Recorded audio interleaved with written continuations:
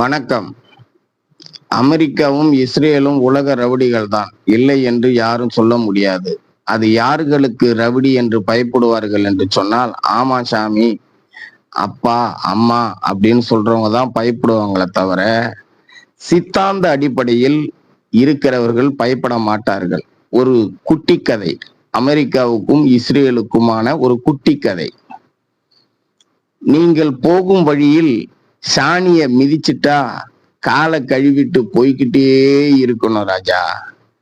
நீ அந்த மாடு ஏன் சாணி இங்க போட்டுது, நான் நடக்கிற வழியில போட்டுதுன்னு கொம்ப பிடிச்சி ஆட்டி, ஏன் மாடே இங்க சாணி போட்ட, இங்க போடக்கூடாது, அங்க போடக்கூடாது, அப்படி இப்படின்னு சொல்லி கொம்ப ஆட்டி கீட்டி நீ ஏதாவது பண்ணினா அது வயிற்றுலயும் குத்தும், சூத்துலயும் குத்தும்.